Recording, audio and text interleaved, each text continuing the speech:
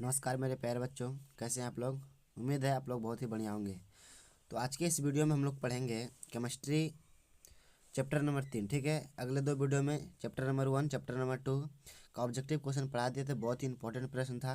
आप लोगों के लिए लेके आ गए हैं चैप्टर नंबर 3 धातु एवं अधातु। ठीक है, धातु एवं अधातु का जो चैप्टर है उसका सारा का सारा ऑब्जेक्टिव क्वेश्चन याद कर लेंगे। यहाँ से आप लोगों को चार या पाँच ऑब्जेक्टिव क्वेश्चन एग्जाम में देखने के लिए मिल जाएगा बिहार बोर्ड मैट्रिक परीक्षा 2025 के लिए। ठीक है, 2025 के लिए बहुत ही इंपॉर्टेंट ये क्लास होने वाला है, बहुत ही शानदार होने वाला है। तो बने रहिएगा वीडियो के लास्ट तक, बहुत ही मज़ा आएगा। अभी तक आप चैनल को सब्सक्राइब नहीं किए तो चैनल को सब्सक्राइब कर लीजिए। ठीक है, चलते हैं बिना विलम्ब के हुए अपने प्रश्नों की ओर। तो सबसे पहला प्रश्न देखिए, बहुत ही इंपॉर्टेंट प्रश्न है इस चैप्टर का, बहुत ही वीवीआई प्रश्न। ये बहुत ही वीवीआई प्रश्न, वेरी वेरी इंपॉर्टेंट प्रश्न है कि पीतल है तो पीतल क्या है, एक मिश्र धातु है। ठीक है, समझना क्वेश्चन को। पीतल है तो पीतल क्या है, एक मिश्र धातु है। ठीक है, बहुत ही इंपॉर्टेंट प्रश्न है। अगला प्रश्न है, लोहा को जिंक से लेपित करने की क्रिया को कहते हैं। लोहा को जिंक से लेपित करने की क्रिया को कहते हैं तो गैल्वेनीकरण कहते हैं। बहुत ही इंपॉर्टेंट प्रश्न है, वीवीआई प्रश्न ये सब। ये सारा जो प्रश्न है बहुत ही किताब से चुन चुन के लिया गया है ताकि ये सीधा सीधा एग्जाम में पूछ दिया जाएगा। ठीक है, ऐसे तो बहुत ही शानदार प्रश्न है। चलिए अगली प्रश्न जो है, अगला प्रश्न देखिए, लोहा का परमाणु संख्या है। ठीक है, प्रश्न है कि लोहा की परमाणु संख्या है तो 26 है। ठीक है, लोहा की संकेत क्या होता है तो Fe होता है। क्या होता है, Fe होता है। चलिए बहुत ही शानदार प्रश्न है। और धातु के ऑक्साइड होते हैं, और धातु के ऑक्साइड कैसे होते हैं तो अम्लीय होता है। कैसे होता है, अम्लीय होता है। ठीक ना। चलिए अगली प्रश्न है कि ताम्र एवं टीन के मिश्र धातु को कहते हैं। ताम्र एवं टीन के मिश्र धातु को कहते हैं तो कांसा कहते हैं। क्या कहते हैं, कांसा कहते हैं। ऑक्सीजन की संयोजकता होता है, कितना होता है, 2 होता है। ऑक्सीजन की संयोजकता कितना होता है तो 2 होता है। ठीक है, चलिए अगली प्रश्न बहुत ही इंपॉर्टेंट प्रश्न है। ये बहुत ही इंपॉर्टेंट प्रश्न है मेरे प्यारे बच्चों, वेरी वेरी इंपॉर्टेंट प्रश्न है कि कमरे के ताप पर द्रव अवस्था में रहने वाली धातु है तो पारा है। क्या है, पारा है। कौन सा उपधातु है, Sb। क्या है, Sb क्या है, उपधातु है। ठीक है, चलिए अगली प्रश्न क्या है कि ऐसे तत्व जो इलेक्ट्रॉनों को त्याग कर धनात्मक आयन बनाते हैं। ऐसे तत्व जो इलेक्ट्रॉनों को त्याग कर धनात्मक आयन बनाते हैं उसे कहते हैं धातु कहते हैं। ठीक है, चलिए अगली प्रश्न है कि आभूषण बनाने वाला सोना होता है।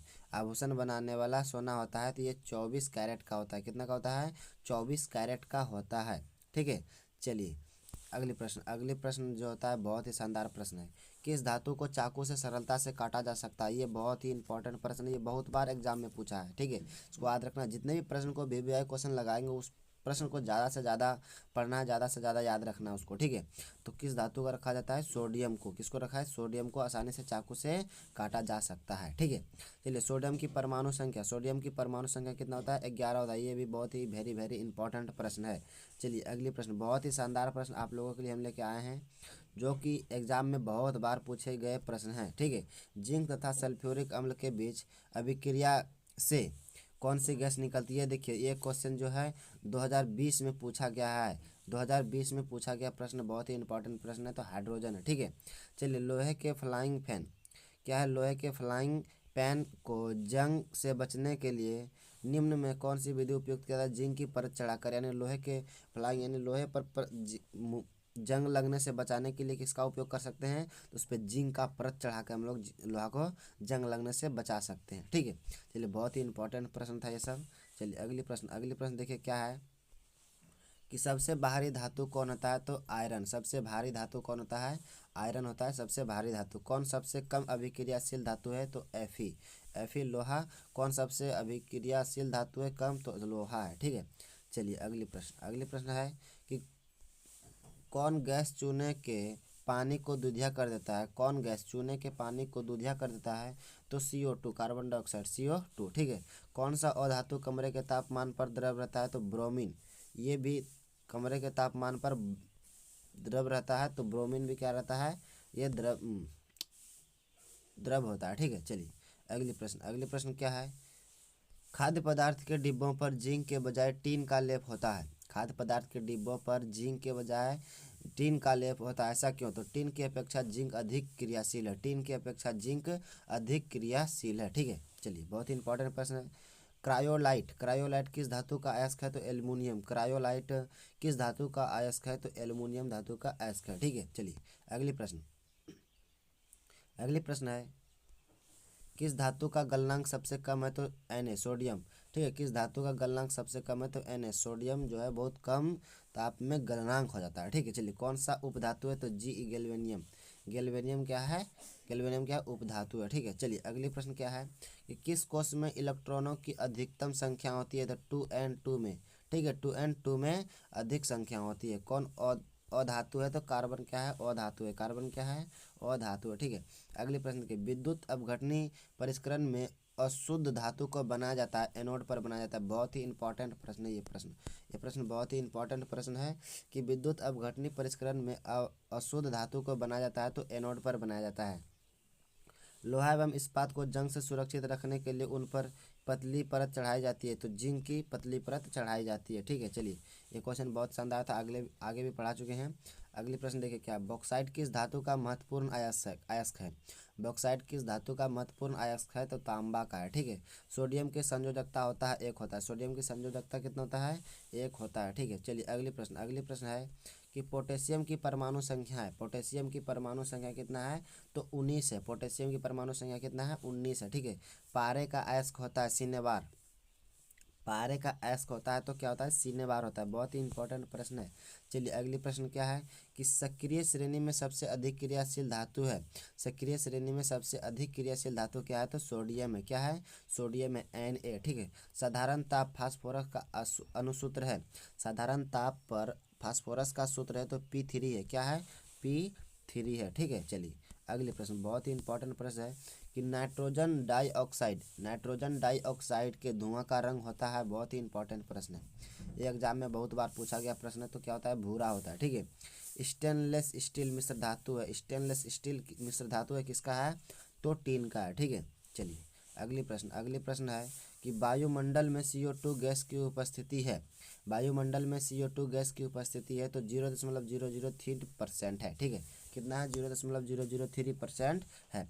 कौन विद्युत का सर्वोत्तम सुचालक है, कौन विद्युत का सर्वोत्तम सुचालक है तो एल्युमिनियम सर्वोत्तम सुचालक है। तो ये हो जाएगा मेरे प्यारे बच्चों चांदी हो जाएगा, ठीक है। क्या हो जाएगा, चांदी हो जाएगा, चांदी, ठीक है। सर्वोत्तम सुचालक चांदी होता है, Ag, इसको बोलते हैं Ag, ठीक है। कौन विद्युत का सर्वोत्तम सुचालक है तो चांदी बहुत ही शानदार इसका चालक होता है, ठीक है। चलिए अगले प्रश्न क्या है कि इलेक्ट्रॉन के स्थानांतरण से बने यौगिक कहलाते हैं। इलेक्ट्रॉन के स्थानांतरण से बने यौगिक कहलाते हैं तो सहसंयोजी कहलाते हैं, सहसंयोजी यौगिक कहलाते हैं। सिलिका क्या है, सिलिका जो है वो धातु है। क्या, सिलिका क्या है, अधातु है, ठीक है। चलिए अगली प्रश्न है कि लाल तप्त आयरन पर जल वाष्प प्रवाहित करने पर कौन सा यौगिक प्राप्त होता है तो Fe2O प्राप्त होता है। क्या होता है, Fe2O प्राप्त होता है। शुद्ध सोना को व्यक्त किया जाता है तो 24 कैरेट में होता है। कितना शुद्ध सोना को व्यक्त किया जाता है, 24 कैरेट होता है, ठीक है।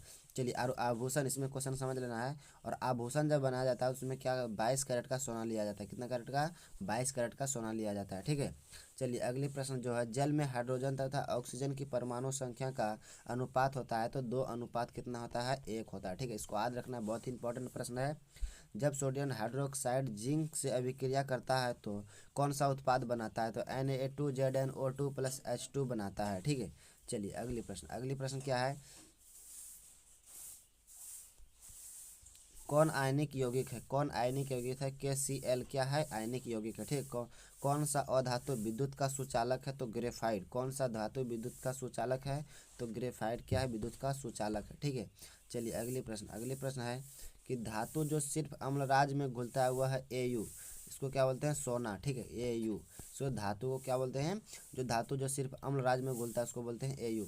बॉक्साइट किस धातु का अयस्क है तो एल्युमिनियम का है। बॉक्साइट किस धातु का अयस्क है तो एल्युमिनियम का है। बहुत ही इंपॉर्टेंट प्रश्न है, ठीक है, ये बहुत ही इंपॉर्टेंट प्रश्न है, इसको याद रखना है। चलिए अगली प्रश्न है कि केरोसिन में डुबोकर किसे रखा जाता है। बहुत ही इंपॉर्टेंट, वेरी इंपॉर्टेंट प्रश्न है, ये बहुत बार एग्जाम में पूछा है। तो सोडियम को रखा जाता है केरोसिन में डुबाकर, ठीक है। यदि इसको खुले में रखिएगा तो ये आग पकड़ लेगा, ठीक है। चलिए किसे चाकू से काटा जा सकता है तो लिथियम को भी चाकू से आसानी से काटा जा सकता है, लेकिन सबसे पहले सोडियम को काटा जा सकता है। सोडियम बहुत ही सरल होता है, ठीक है। चलिए अगली प्रश्न बहुत ही शानदार है कि कौन धातु क्या है, कौन अधातु है तो लोहा क्या है, अधातु है, ठीक है।